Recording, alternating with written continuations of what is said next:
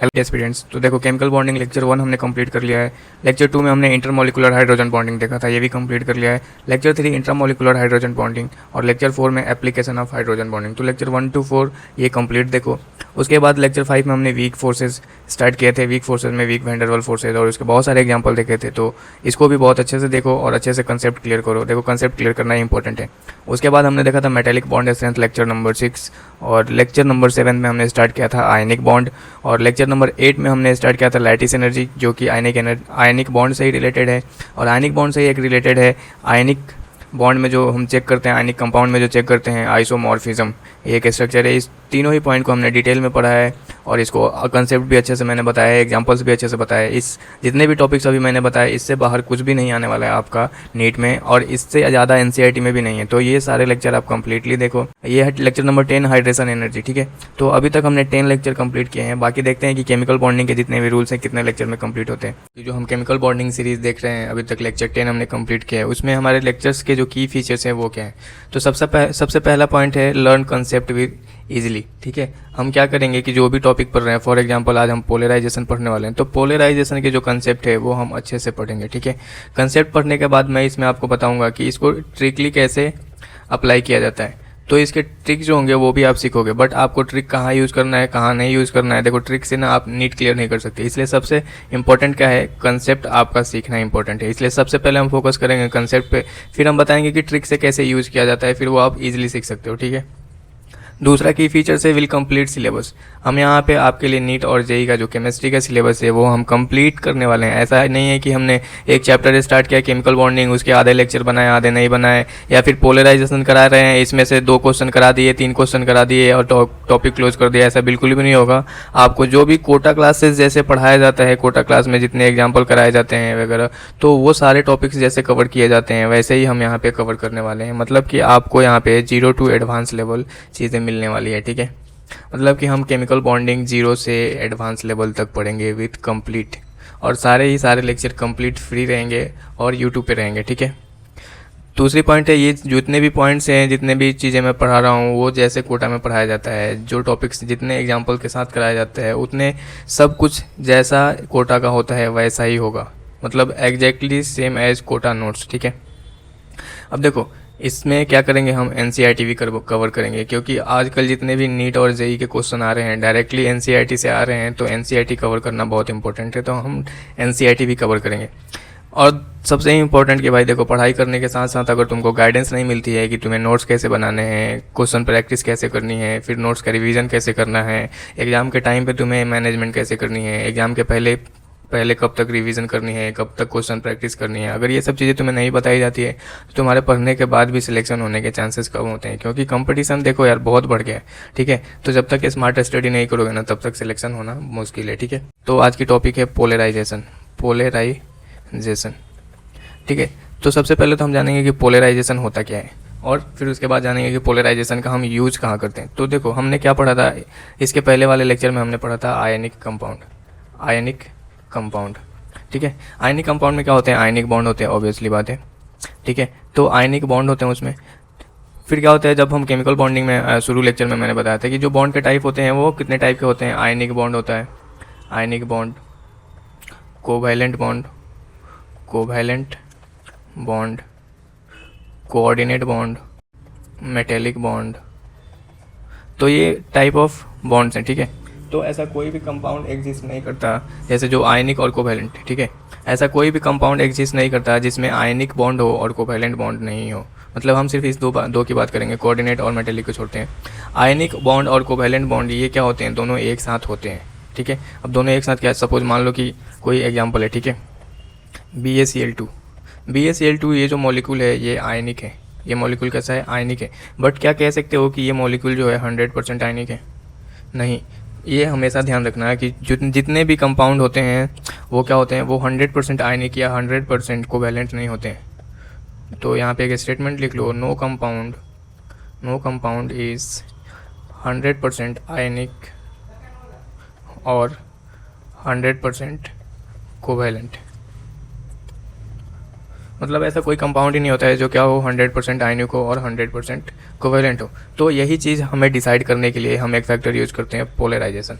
इससे पोलराइजेशन से क्या पता चलता है कि वो मॉलिक्यूल कितना कोवेलेंट है, कितना आयनिक है, हम उसका पता लगा सकते हैं। और वो फैक्टर कौन सा है? पोलराइजेशन।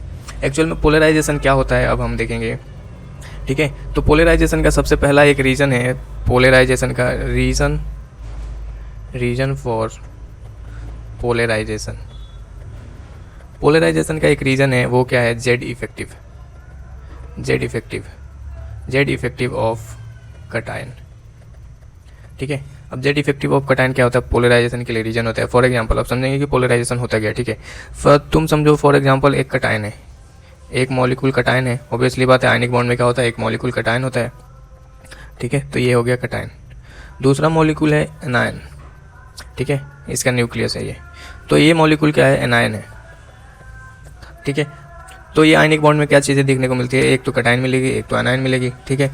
तो अब यहाँ पे क्या होता है कि ये जो कटायन मॉलिक्यूल है, कटायन, अब जेड इफेक्टिव क्या होता है कि अगर सपोज मान लो कोई मॉलिक्यूल है, सपोज मान लो ये मॉलिक्यूल है, ठीक है, और इसके चारों तरफ क्या होते हैं? ऑर्बिट होते हैं। तो ये ऑर्बिट क्या होंगे? ये ऑर्बिट जितना कम होगा उतना ही क्या होगा? जेड इफेक्टिव ज़्यादा होगा। मतलब कि जो जितना ही न्यूक्लियस के पास जाएगा, जेड इफेक्टिव क्या होगा? बढ़ेगा। मतलब आप मॉलिक्यूल के न्यूक्लियस के पास जितना जाओगे उतना क्या होगा? जेड इफेक्टिव बढ़ेगा।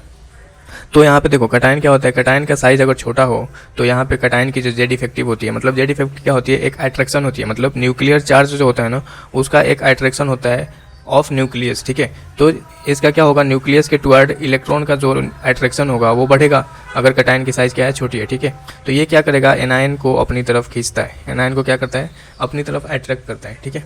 तो अपनी तरफ अट्रैक्ट करने की वजह से इसका जो स्ट्रक्चर होता है वो हो जाता है डिस्टॉर्टेड, ठीक है। मतलब जो एनायन था वो क्या होता है? अपना शेप चेंज कर लेता है। मतलब किसकी वजह से शेप चेंज हुआ? इस पॉजिटिव चार्ज की वजह से क्या हुआ? एनायन को क्या किया? ये अपने तरफ अट्रैक्ट किया, क्योंकि इसके पास क्या है? जेड इफेक्टिव ज़्यादा है। मतलब जेड इफेक्टिव इंक्रीज हुआ। मतलब जेड इफेक्टिव अगर कटायन के साथ जितना छोटा होगा उतना ही क्या होगा? जेड इफेक्टिव ज़्यादा होगा, ठीक है। तो जेड इफेक्टिव ज़्यादा होने की वजह से क्या होगा? यहाँ पे एनायन क्या होगा? अपनी तरफ इसको अट्रैक्ट कर लेगा, ठीक है। इसको बोलते हैं डिस्टॉर्टेड एनायन, ठीक है। और ये हमेशा ही क्या होगा? हमेशा पॉजिटिव जो न्यूक्लियस होगा, कटायन होगा, वही क्या करेगा? अट्रैक्ट करेगा। और किसको अट्रैक्ट करेगा? हमेशा ही एनायन को अट्रैक्ट करेगा, ठीक है। तो ये आपको बात पता होनी चाहिए कि जो क्या होता है, यहाँ पे एक नोट में लिख लो, deformation in shape of anion by cation always, ठीक है। एल्वेज क्या होता है? एनायन का डिफॉर्मेशन होता है और किसके थ्रू होता है?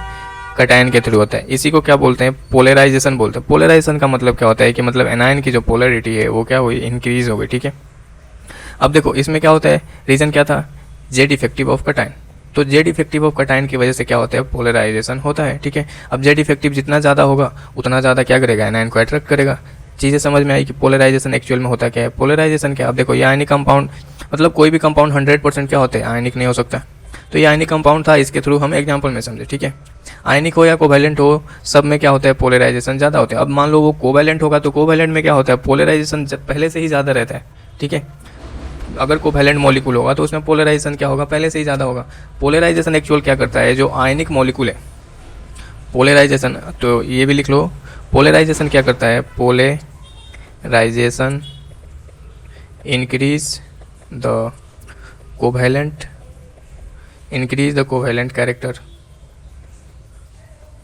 character in molecule and decrease the ionic character। Polarisation से क्या होता है? ये क्या करता है? कोवैलेंट कैरेक्टर को इंक्रीज करता है, increase the covalent character and decrease the ionic character, ठीक है। तो ये पॉइंट क्लियर हो गया। अब पोलराइजेशन से आप समझ चुके होंगे कि कैसे हम डिसाइड करेंगे कि किसी मॉलिक्यूल में आयनिक कैरेक्टर ज़्यादा है या कोवैलेंट कैरेक्टर ज़्यादा है, ठीक है।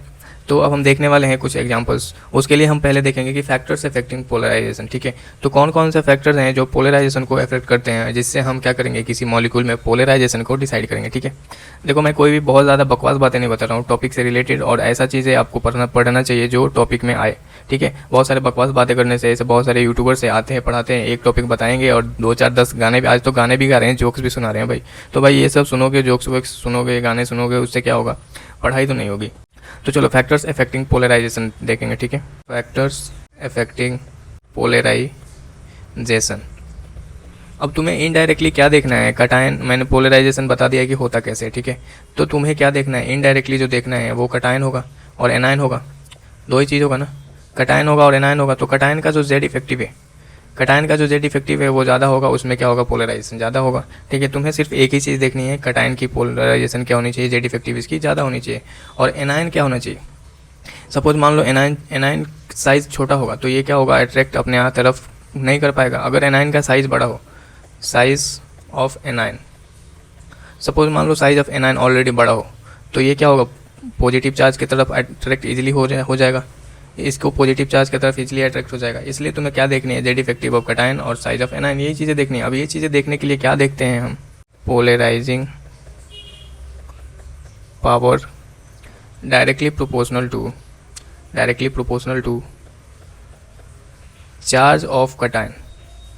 मतलब चार्ज ऑफ कटायन ज़्यादा होगा तो क्या होगा, पोलराइजेशन ज़्यादा होगा, ठीक है। और inversely proportional to size of cation, ठीक है। एक्चुअल में देखो ये दोनों पॉइंट है ना, एक ही बात कह रहे हैं। फॉर एग्जांपल सपोज मान लो Na+ Mg+2 और Al+3, क्या हो रहा है, चार्ज यहाँ पे बढ़ रहा है। तो चार्ज बढ़ रहा है तो जैसे जैसे ये आइसो इलेक्ट्रॉनिक है, ठीक है, आइसो इलेक्ट्रॉनिक में चार्ज बढ़ रहा है तो क्या हो रहा है, यहाँ पे तुम्हें लग रहा है कि पोलराइजेशन बढ़ रहा है, पर चार्ज बढ़ने के साथ साथ क्या हो रहा है, साइज़ कम हो रहा है। मतलब अगर क्या देखोगे, चार्ज बढ़ने के साथ साथ साइज़ का ऑर्डर देखोगे तो साइज़ क्या हो रहा है, इधर से इधर जाने पर साइज़ क्या हो रहा है, डिक्रीज़ हो रहा है, ठीक है। तो इस दोनों ही पॉइंट का मतलब तुम्हें समझ में आ गया होगा कि ऑब्वियसली बात है, अगर चार्ज इंक्रीज़ होता है तो साइज़ ऑटोमेटिकली क्या होगा, डिक्रीज़ होगा, ठीक है। समझ में आ रहा है ये पॉइंट। तो क्या होता है, पोलराइजेशन पावर जो होता है चार्ज ऑफ कटायन के डायरेक्टली प्रोपोर्शनल होता है और साइज ऑफ कटायन के इन्वर्सली प्रोपोर्शनल होता है। अब देखो इसका क्या मतलब है कि सपोज मान लो साइज ऑफ कटायन क्या है, देखो साइज ये है कटायन। अब कटायन की साइज़ जितनी छोटी होगी, जेड इफेक्टिव ज़्यादा होगा। अब जैसे ये कटायन का साइज़ बढ़ते जा रहा है, मतलब न्यूक्लियस का जो पावर था अट्रैक्ट करने का वो कम होते जा रहा है। इसके ऊपर क्या हो रहा है, प्रोटेक्शन डेवलप होते जा रहा है। तो जैसे जैसे प्रोटेक्शन डेवलप होते जाएगा क्या होगा, जेड इफेक्टिव क्या होगा, जेड इफेक्टिव जो होगा वो डिक्रीज़ हो जाएगा, ठीक है। जेड इफेक्टिव डिक्रीज़ हो जाएगा तो क्या होगा, पोलराइजेशन क्या होगा, पोलराइजेशन भी क्या होगा, डिक्रीज़ हो जाएगा, ठीक है। समझ में आ रहा है ना कि जैसे जैसे साइज बढ़ा हो क्या हुआ, जेड इफेक्टिव कम हुआ, जेड इफेक्टिव कम हुआ तो क्या होगा, पोलराइजेशन कम हुआ, ठीक है। इसलिए क्या यहाँ पे कह रहा है कि साइज ऑफ कटायन क्या होगा, क्या होना चाहिए, छोटा होना चाहिए। चार्ज ऑफ कटायन ज़्यादा क्यों होना चाहिए, क्योंकि देखो यहाँ पे Al+3 है, इसका चार्ज ज़्यादा है पर साइज़ क्या है, छोटा है। चार्ज बढ़ने से क्या होता है, जैसे सपोज मान लो कि ये एक मॉलिक्यूल है, ठीक है, एटम है, और इस एटम के चारों तरफ ऑर्बिटल है। तो ऑर्बिटल में क्या होते हैं, इलेक्ट्रॉन मूव करते हैं। तो इसके जैसे जैसे इलेक्ट्रॉन मूव करते जाओगे, सपोज मान लो एक इलेक्ट्रॉन मूव किया तो इसका साइज़ क्या हो जाएगा, और छोटा हो जाएगा, मतलब ऑर्बिट कम हो जाएंगे ना। तो जैसे जैसे इलेक्ट्रॉन मूव करते जाओगे ऑर्बिट क्या होते जाएगा, छोटा होता जाएगा। इसलिए क्या होता है कि जो आइसो इलेक्ट्रॉनिक में क्या होता है, चार्ज बढ़ता है तो क्या होता है, साइज छोटा हो जाता है, ठीक है। ये दो पॉइंट समझ में आए, चार्ज ऑफ कटायन और साइज ऑफ कटायन से क्या देखते हैं, पोलराइजेशन पावर देखते हैं। ये फर्स्ट फैक्टर है, ठीक है। अब देखो एनायन के लिए दूसरी फैक्टर जो होती है वो एनायन के लिए होती है। तो पोलराइजेशन ऑफ एनायन जो होता है वो डायरेक्टली प्रोपोर्शनल होता है चार्ज ऑफ एनायन के, चार्ज ऑफ एनायन। कटायन में भी क्या था, कटायन के चार्ज के डायरेक्टली प्रोपोर्शनल था, पर एनायन में भी क्या है, चार्ज ऑफ एनायन के डायरेक्टली प्रोपोर्शनल। ये हम समझेंगे क्यों, ठीक है। और जो दूसरी इसमें चीज़ होती है वो भी क्या होती है, साइज ऑफ एनायन के directly proportional, size of anion के भी डायरेक्टली प्रोपोर्शनल होता है, ठीक है। पोलराइजेशन ऑफ एनायन क्या होता है, चार्ज ऑफ एनायन के डायरेक्टली प्रोपोर्शनल और साइज ऑफ एनायन के डायरेक्टली प्रोपोर्शनल। देखो दोनों ही बात सेम है, बस ये तुम्हें समझ में आना चाहिए, ठीक है। वो कैसे समझोगे, सपोज मान लो कोई मॉलिक्यूल है, ठीक है। मॉलिक्यूल कौन सा है, नाइट्रोजन है, ऑक्सीजन है और फ्लोरीन है, ठीक है। तो नाइट्रोजन के पास कितने चार्ज है, -3 चार्ज है। ऑक्सीजन के पास कितने चार्ज है, -2 चार्ज है। और फ्लोरीन के पास कितने चार्ज है, -1 चार्ज है, ठीक है। ये आइसो इलेक्ट्रॉनिक स्पीसीज है। तो यहाँ पे देखो क्या हो रहा है, चार्ज ऑफ एनायन के डायरेक्टली प्रोपोर्शनल होता है, क्या होता है, चार्ज ऑफ एनायन के, पोलराइजेशन ऑफ एनायन क्या होता है, चार्ज ऑफ एनायन के डायरेक्टली प्रोपोर्शनल है। मतलब क्या कि N-3 का जो चार्ज है ज़्यादा है निगेटिव में, तो इसका पोलराइजेशन ज़्यादा हो जाएगा। ऑक्सीजन का -2 है तो फ्लोरीन से तो इसका भी ज़्यादा हो जाएगा, क्योंकि ये सारे आइसो इलेक्ट्रॉनिक है। कितने इलेक्ट्रॉन है सब में, 10 इलेक्ट्रॉन है, ठीक है। तो आइसो इलेक्ट्रॉनिक स्पीसीज में क्या होता है, अगर निगेटिव चार्ज बढ़ाते हैं, निगेटिव चार्ज बढ़ाने का क्या मतलब है, सपोज मान लो ये नाइट्रोजन का आइटम है, इसके पास क्या होता है, जैसे जैसे इस पे इलेक्ट्रॉन ऐड करेंगे इसमें ऑर्बिट भी तो ऐड होते जाएगा ना, इस पे ऑर्बिट ऐड होते जाएगा, 3 इलेक्ट्रॉन ऐड करेंगे तो 3 ऑर्बिट ऐड होगा, ठीक है। तो देखो इलेक्ट्रॉन ऐड करने से क्या होता है, एटम की साइज बढ़ गई। इसलिए क्या होता है कि जो नेगेटिव चार्जेस होते हैं उसके जैसे जैसे नेगेटिव चार्ज बढ़ाओगे उसका साइज बढ़ते जाएगा। अब मैंने शुरू में ही बताया था कि पोलराइजेशन में अगर एनायन की साइज बड़ी है तो जो कटायन होता है तो उसको क्या करता है, अट्रैक्ट करता है एनायन को। तो इसको अट्रैक्ट करने के लिए अट्रैक्ट करना ईजी हो जाता है, ये पॉजिटिव चार्ज क्या होगा, इसको अट्रैक्ट इजीली कर लेगा, ठीक है। जितना ज़्यादा बड़ा रहेगा एनायन का साइज उतना ही क्या होगा, पोलराइजेशन इजीली तरीके से होगा, ठीक है। अब देखो साइज ऑफ एनायन यहाँ पे क्या कह रहा है कि देखो चार्ज बढ़ेगा, ऑब्वियसली बात है, तुम्हें पता है कि नेगेटिव चार्ज बढ़ेगा तो साइज ऑफ एनायन भी क्या होता है, बढ़ता ही है ना। सपोज मान लो यहाँ पे N3 माइनस, O2 माइनस और F माइनस, तो इसमें सबसे ज़्यादा साइज किसका है, नाइट्रोजन का, उसके बाद ऑक्सीजन का, उसके बाद फ्लोरीन का। तो ये दोनों ही चीज़ें जो होती है वो डायरेक्टली प्रोपोर्शनल होती है। इसलिए जो होता है पोलराइजेशन ऑफ एनायन होता है वो चार्ज के भी डायरेक्टली प्रोपोर्शनल होता है एनायन के, और चार्ज साइज ऑफ एनायन के भी डायरेक्टली प्रोपोर्शनल होता है। बट कटायन में कैसा होता था, अपोजिट होता था, क्योंकि ये जो दोनों फैक्टर है ना, ये दोनों फैक्टर हैं वही अपोजिट होते हैं। मतलब अगर चार्ज बढ़ाओगे तो क्या होगा, साइज कम होगा। अगर मान लो कटायन के चार्ज बढ़ाओगे तो कटायन का साइज क्या होता है, कम होता है, ठीक है। तो तुम्हें समझ में आ गया होगा पोलराइजेशन के लिए एक्चुअली हम क्या देखेंगे, कटायन का साइज क्या होना चाहिए, छोटा होना चाहिए। छोटा होगा तो क्या होगा, जेड इफेक्टिव ज़्यादा होगा। और एनायन के लिए क्या देखना चाहिए, साइज ऑफ एनायन जो होना चाहिए बड़ा होना चाहिए। अब एनायन का साइज बड़ा होने के लिए कौन कौन से फैक्टर डिपेंड करेंगे, उस पर चार्ज बढ़ाते जाओ तो एनायन का साइज बड़ा हो जाएगा, ठीक है। तो ये कुछ पॉइंट्स थे। अब एक और पॉइंट से नेक्स्ट फैक्टर थर्ड है कि if cation have almost same size. Suppose मान लो कि जो भी कटायन है सबकी साइज क्या है, ऑलमोस्ट सेम साइज है। If cation have almost same size, अगर चार्ज भी सेम हो तो फिर पोलराइजेशन पावर कैसे डिफाइन करोगे, देन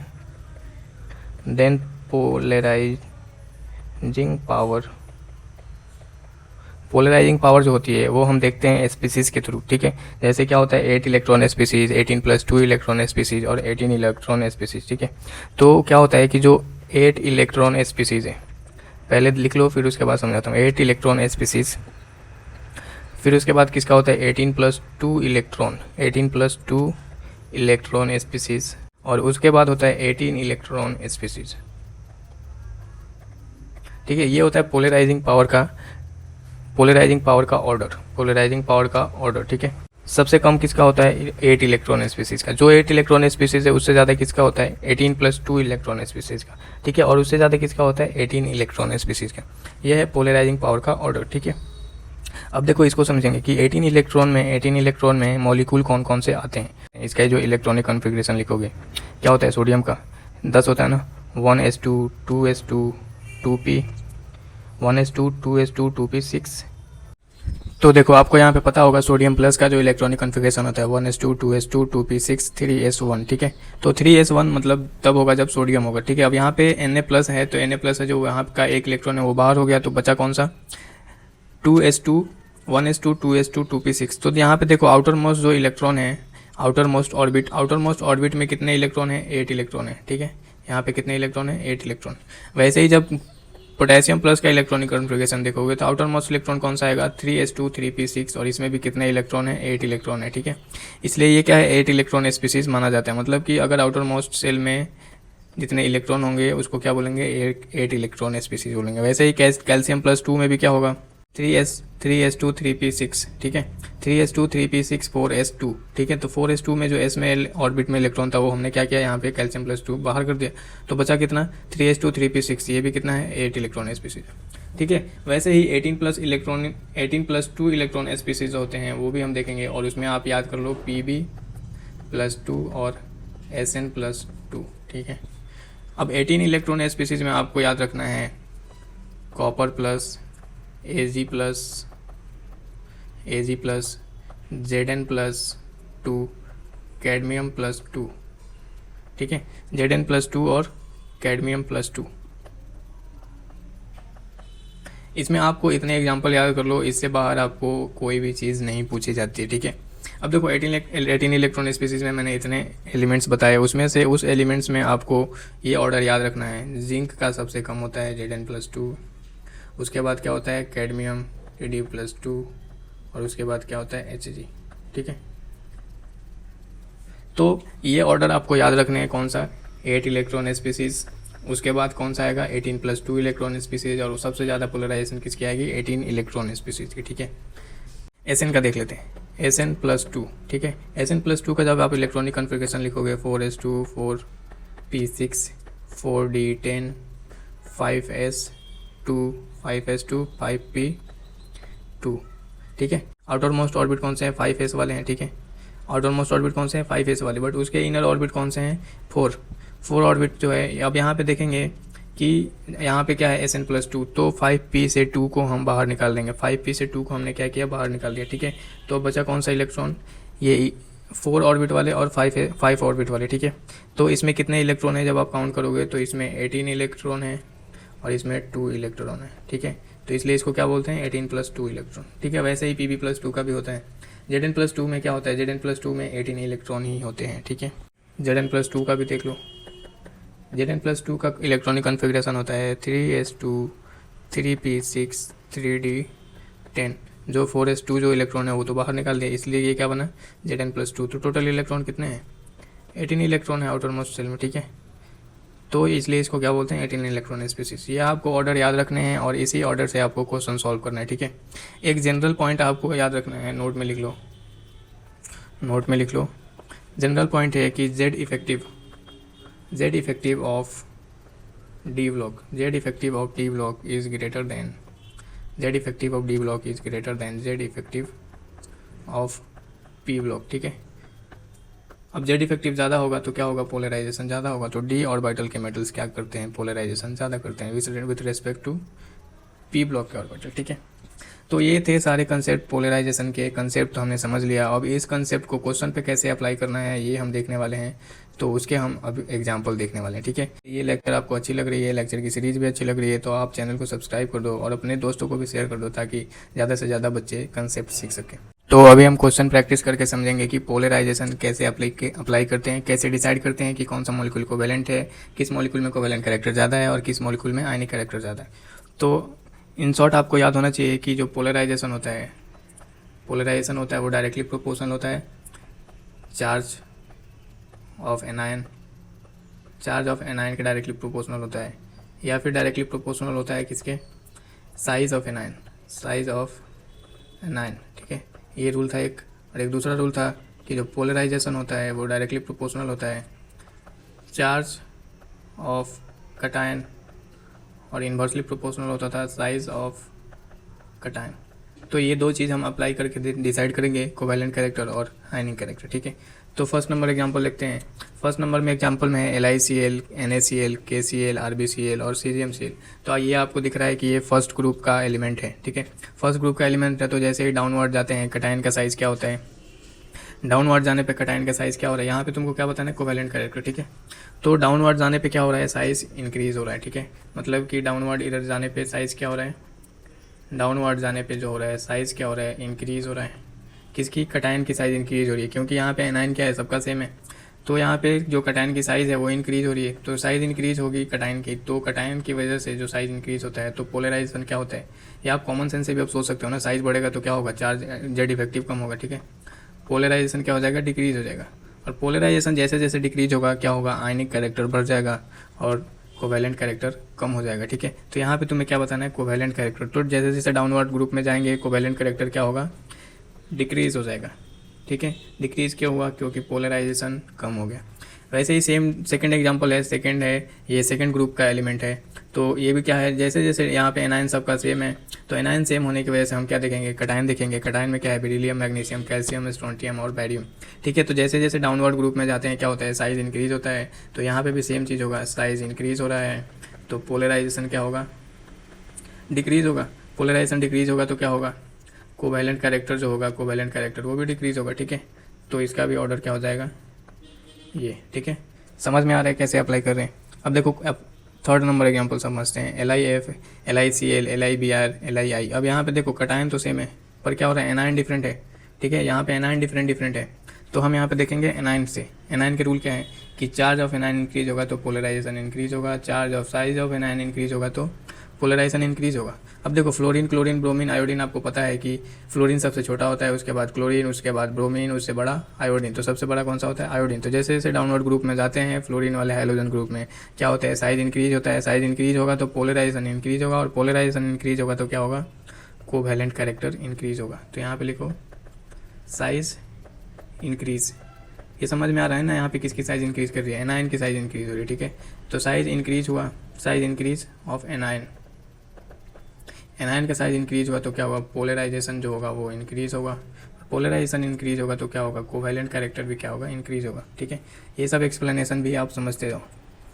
एग्जाम्पल नंबर 4 देखते हैं। अब यहाँ पे देखो कटायन भी डिफरेंट है और एनायन भी डिफरेंट है, ठीक है। तो पहले क्या करोगे, पहले चेक करोगे कटायन से, लिथियम, सोडियम, पोटेशियम, रुबिडियम, क्या हो रहा है, कटायन का साइज़ क्या हो रहा है, इंक्रीज हो रहा है, ठीक है। तो कटायन का साइज़ इंक्रीज हो रहा है, तो कटायन का साइज़ इंक्रीज होता है तो क्या होता है, पोलराइजेशन कम होता है। अब देखो कटायन के साइज़ इंक्रीज होने के साथ साथ क्या हो रहा है, यहाँ पे फ्लोरीन है, क्लोरीन है, ब्रोमीन है, आयोडीन है, तो एनायन का साइज़ भी क्या हो रहा है, डिक्रीज हो रहा है। कटायन का साइज़ इंक्रीज हो रहा है, एनायन का साइज़ डिक्रीज हो रहा है, और यहाँ पे दोनों पे चार्ज फैक्टर क्या है, सेम है, ठीक है। तो आपको पता होगा कि जब कटायन का साइज़ क्या होता है, इंक्रीज होता है, और कटायन का साइज़ इंक्रीज होगा तो पोलराइजेशन क्या होगा, कटायन का साइज़ इंक्रीज होगा तो पोलराइजेशन क्या होगा, डिक्रीज होगा, ठीक है। और एनायन का साइज़ अगर डिक्रीज होगा तो पोलराइजेशन डिक्रीज होगा। मतलब क्या कि आप डाउनवर्ड ग्रुप में जा रहे हो 4th नंबर ऑप्शन में, तो क्या हो रहा है, पोलराइजेशन डिक्रीज हो रही है फाइनली। और पोलराइजेशन डिक्रीज होगा तो क्या होगा, कोवैलेंट कैरेक्टर भी क्या होगा, डिक्रीज होगा, ठीक है। चलो अगर कोई भी डाउट हो तो आप कमेंट करो, आई विल आंसर इट, ठीक है। अब देखो AlF3 और AlCl3, यहाँ पे सिर्फ एनायन डिफरेंट है, कटायन सेम है, तो कटायन की साइज चार्ज भी सेम है, कटायन के पास चार्ज भी सेम है, ठीक है। तो यहाँ पे हम क्या देखेंगे, एनायन से डिसाइड करेंगे। अब यहाँ पे फ्लोरीन और क्लोरीन में साइज़ किसका बड़ा होता है, ऑब्वियसली क्लोरीन का साइज़ बड़ा होता है। तो क्लोरीन का साइज़ बड़ा होगा तो क्या होगा, पोलराइजेशन ज़्यादा होगा, पोलराइजेशन ज़्यादा होगा तो कोवैलेंट कैरेक्टर किस में ज़्यादा डेवलप होगा, AlCl3 में, ठीक है। एक कॉमन चीज़ है कि देखो फ्लोरीन और एल्युमिनियम में इलेक्ट्रोनेगेटिविटी डिफरेंस डेल्टा IN किस में ज़्यादा होगा, एल्युमिनियम फ्लोराइड में डेल्टा IN ज़्यादा होगा as compare to aluminium chloride, ठीक है। तो इससे भी हम क्या देख सकते हैं, आयनिक कैरेक्टर देख सकते हैं, ठीक है। पर जो पोलराइजेशन का रूल है, पोलराइजेशन का जो फाजन्स रूल है, इसी से हम क्या करते हैं, चेक करते हैं कोवैलेंट कैरेक्टर और आयनिक कैरेक्टर, ठीक है। डेल्टा IN से भी हम चेक कर सकते हैं। चलो तो नेक्स्ट एग्जांपल देखते हैं। नेक्स्ट एग्जांपल नंबर 6 है NaCl, MgCl2, AlCl3। इसमें क्या हो रहा है, आप जैसे जैसे अब इसका ऑक्सीडेशन स्टेट निकालोगे तो आपको दिखेगा कि Na क्या है, प्लस में है, Mg+2 में है, एल्युमिनियम +3 में है, सिलिकॉन +4 में है, और फास्फोरस +5 में है, ठीक है। तो यहाँ पे एनायन तो सब सेम है, पर कटायन का साइज चार्ज क्या हो रहा है, इंक्रीज हो रहा है, और कटायन का चार्ज इंक्रीज होता है तो क्या होता है, साइज डिक्रीज होता है। तो यहाँ पे क्या हो रहा है, पोलराइजेशन इंक्रीज हो रहा है या डिक्रीज हो रहा है, ऑब्वियसली साइज डिक्रीज होगा तो क्या होगा, पोलराइजेशन इंक्रीज होगा, तो कोवैलेंट कैरेक्टर क्या होगा, इंक्रीज होगा। समझ में आया, चार्ज इंक्रीज हो रहा है तो पोलराइजेशन इंक्रीज होगा, पोलराइजेशन क्या हुआ, इंक्रीज हुआ, तो कोवैलेंट कैरेक्टर भी क्या होगा, इंक्रीज होगा। समझ में आया ना। चलो एग्जाम्पल नंबर 7। अब यहाँ पे देखो क्या है, एनायन तो सेम है, कटायन भी सेम है, तो हम देखेंगे चार्ज इस पर कितना है, ठीक है। तो MnO यहाँ पे +2 चार्ज है, MnO2 यहाँ पे +4 चार्ज है, Mn2O7 7 दूनी 14, और 14 को हाफ करोगे तो यहाँ पे +7 चार्ज है, ठीक है। अब देखो फिर यहाँ पे कटायन का चार्ज इंक्रीज हो रहा है, भाई सेम ही चीज़ आ गया ना, तो फटाक से करो ना आंसर, ठीक है। कोवैलेंट कैरेक्टर क्या होगा, इंक्रीज होगा, क्योंकि चार्ज इंक्रीज हो रहा है तो पोलराइजेशन इंक्रीज होगा, और पोलराइजेशन इंक्रीज होगा, डिपेंड करता है, ठीक है। कटायन का चार्ज इंक्रीज हो रहा है, ठीक है, कटायन का चार्ज इंक्रीज हो रहा है तो क्या होगा, पोलराइजेशन क्या होगा, इंक्रीज होगा, और पोलराइजेशन इंक्रीज होगा तो कोवैलेंट कैरेक्टर क्या होगा, इंक्रीज होगा, ठीक है। एग्जाम्पल नंबर 8 में AlF3, Al2O3, Aln। यहाँ पे कटायन तो सेम है पर एनायन डिफरेंट है, ठीक है। तो एनायन की यहाँ पे फ्लोरीन, ऑक्सीजन और नाइट्रोजन, फ्लोरीन, ऑक्सीजन और नाइट्रोजन पे आप देखोगे तो क्या होता है, नाइट्रोजन, ऑक्सीजन और फ्लोरीन, जैसे जैसे आप लेफ्ट टू राइट जाते हो तो क्या होता है, साइज डिक्रीज होता है। तो एनायन का साइज अगर छोटा है, एनायन का साइज अगर छोटा है तो क्या होगा, पोलराइजेशन कम होगा, और पोलराइजेशन कम होगा तो कोवैलेंट कैरेक्टर भी कम होगा। तो सबसे ज़्यादा पोलराइजेशन कम किसका होगा, फ्लोरीन के साथ, ठीक है। तो यहाँ पे क्या हो जाएगा, यहाँ पे अब देखो आयनिक कैरेक्टर पूछा है, ठीक है। तो आयनिक कैरेक्टर किसका ज़्यादा होगा, फ्लोराइजेशन का, क्योंकि इसका पोलराइजेशन कम होगा, और यहाँ पे Al2O3 का ज़्यादा होगा एल्युमिनियम नाइट्राइड से। क्यों, क्योंकि ऑक्सीजन की जो साइज़ है वो छोटी है, छोटी होने की वजह से पोलराइजेशन कम होगा, इसलिए ये ज़्यादा है, ठीक है। मतलब फ्लोरीन का पोलराइजेशन कम, ऑक्सीजन का उससे कम, और नाइट्रोजन का यहाँ पे सबसे कम। समझ में आया। तो जिसका पोलराइजेशन जितना कम उतना क्या है, आयोनिक कैरेक्टर कम, ठीक है। Ionic character inversely proportional to polarisation, ये आपको याद होना चाहिए। जो पोलराइजेशन होता है इसके डायरेक्टली प्रोपोर्शनल होता है कोवैलेंट, ठीक है। और जो आयनिक पोलराइजेशन के जो इन्वर्सली प्रोपोर्शनल होता है वो कौन सा होता है, आयनिक कैरेक्टर, ठीक है। अगर पोलराइजेशन इंक्रीज होगा तो आयनिक कैरेक्टर डिक्रीज होगा, पोलराइजेशन इंक्रीज होगा तो कोवैलेंट कैरेक्टर इंक्रीज होगा, ठीक है। ये चीज़ें नोट कर लो, ठीक है। अब चलो एग्जांपल नंबर हम देखेंगे 9। एग्जांपल नंबर 9 में क्या पूछ रहा है, आयनिक कैरेक्टर पूछ रहा है। ठीक है, आयनिक कैरेक्टर पूछ रहा है। यहाँ पे आयनायन तो सेम है, कैटायन क्या है, डिफरेंट है। अब मैंने एक नोट बताया था आपको, Ag क्या है, D block element. D block element का पोलराइजेशन ऑब्वियसली पहले ही ज़्यादा होता है, तो जिसका पोलराइजेशन ज़्यादा है उसमें कोवेलेंट कैरेक्टर ज़्यादा। तो आयनिक कैरेक्टर किसका ज़्यादा होगा, KCl में। समझ रहे हो ना, आयनिक कैरेक्टर किसका ज़्यादा होगा, KCl का, क्योंकि Ag क्या है, डी ब्लॉक एलिमेंट, K क्या है, S ब्लॉक एलिमेंट। ठीक है, S और ये D। तो S ब्लॉक का एलिमेंट का जो क्या होता है, S ब्लॉक में जो एलिमेंट होगा इसमें पोलराइजेशन कम होता है, डी ब्लॉक एलिमेंट में पोलराइजेशन ज़्यादा होता है। ठीक है, अब देखो एग्जांपल नंबर 10 है। 10 में हम क्या है, कैल्शियम, स्ट्रोंटियम और कैडमियम। यहाँ पे आपको दिखेगा 18 इलेक्ट्रॉन और 18+2 इलेक्ट्रॉन, और क्या दिखेगा, 18 इलेक्ट्रॉन। ठीक है, 8 इलेक्ट्रॉन। अब यहाँ पे देखो कैल्शियम +2 में मैंने आपको बताया था कैल्शियम +2 क्या है, ये 8 इलेक्ट्रॉन स्पीसीज है। Sn+2 क्या है, 18+2 इलेक्ट्रॉन है, 18+2 इलेक्ट्रॉन स्पीसीज है। और कैडमियम क्या है, 18 इलेक्ट्रॉन स्पीसीज है। ठीक है, तो मैंने आपको पोलराइजेशन का ऑर्डर भी बताया था कि सबसे ज़्यादा किसका होता है, 18 इलेक्ट्रॉन का पोलराइजेशन ज़्यादा होता है, इसलिए इसमें आयनिक कैरेक्टर क्या होगा, कम होगा। यहाँ पे आपको क्या बताना है, आयनिक कैरेक्टर।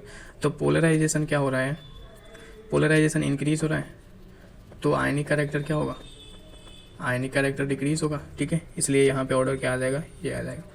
ठीक है, वैसे ZnCl2, कैडमियम Cl2 और AgCl2, ये भी क्या है, Zn, कैडमियम और मरकरी। ठीक है, जिंक, कैडमियम और मरकरी में आपको देखो, जिंक, कैडमियम, मरकरी। ठीक है, तो ये क्या होता है, जब ग्रुप में आप डाउनवर्ड जाते हो डी ब्लॉक में, जिंक, कैडमियम और मरकरी। ठीक है, तो यहाँ पे क्या होता है, Z इफेक्टिव इंक्रीज होता है। ठीक है, Z इफेक्टिव इंक्रीज होगा तो क्या होगा, Z इफेक्टिव, अब कैटायन इंक्रीज हो रहा है। ठीक है, Z इफेक्टिव इंक्रीज होगा तो क्या होगा, Z इफेक्टिव इंक्रीज हो रहा है। ठीक है, Z इफेक्टिव इंक्रीज होगा तो पोलराइजेशन भी इंक्रीज होगा। किसका Z इफेक्टिव इंक्रीज हो रहा है, कैटायन का। ठीक है, जब पोलराइजेशन इंक्रीज होगा तो कोवेलेंट कैरेक्टर भी क्या होगा, इंक्रीज होगा। ठीक है, तो यहाँ पे पहले तो क्वेश्चन में मेंशन कर देता हूँ कि बताना क्या है। ठीक है, यहाँ पे तुम्हें बताना है कोवेलेंट कैरेक्टर, कोवेलेंट कैरेक्टर। ठीक है, तो अब देखो पोलराइजेशन क्या हो रहा है, इंक्रीज हो रहा है, तो कोवेलेंट कैरेक्टर भी क्या होगा, इंक्रीज होगा। ठीक है, नेक्स्ट क्वेश्चन में देखते हैं। नेक्स्ट क्वेश्चन में तुम्हें बताना है आयनिक कैरेक्टर। ठीक है, नेक्स्ट क्वेश्चन में तुम्हें बताना है आयनिक कैरेक्टर। अब यहाँ पे देखो Al2, यहाँ पे एल्युमिनियम जो है +3 में है, यहाँ पे भी +3 में है। तो जब यहाँ पे चार्ज सेम है, कैटायन भी सेम है, तो यहाँ पे अब हम क्या देखेंगे, एनायन देखेंगे। ठीक है, एनायन के पास क्या है, यहाँ पे ऑक्सीजन है, यहाँ पे क्लोरीन है। तो एनायन का साइज़ किसका ज़्यादा है, Cl3 का ज़्यादा है ना। तो Cl3 का ज़्यादा है तो कोवेलेंट कैरेक्टर किस में ज़्यादा होगा, मतलब पोलराइजेशन किस में ज़्यादा होगा, Cl के पास ज़्यादा होगा। ठीक है, तो आयनिक कैरेक्टर क्या हो जाएगा, कम हो जाएगा Cl3 का। ठीक है, तो आयनिक कैरेक्टर क्या होगा, Al2O3 का ज़्यादा होगा AlCl3 से।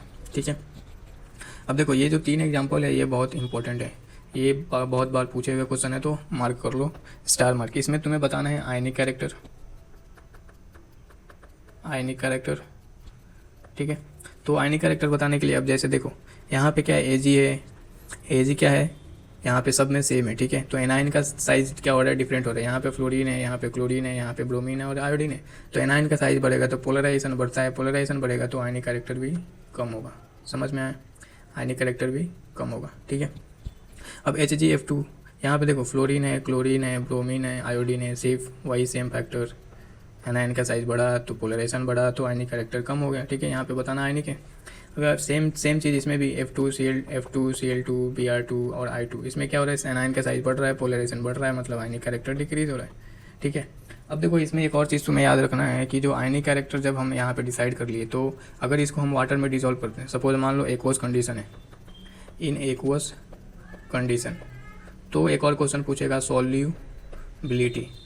सॉल्युबिलिटी किसकी ज़्यादा होगी। ठीक है, सॉल्युबिलिटी मतलब क्या है कि देखो पोलर लाइक, पोलर मतलब लाइक, डिजोल्व लाइक। ठीक है, मतलब अगर आयनिक कंपाउंड है तो आयनिक को आयनिक ही डिजोल्व करेगा। ठीक है, अगर तो H2O क्या है, ये भी क्या होता है, पोलर होता है।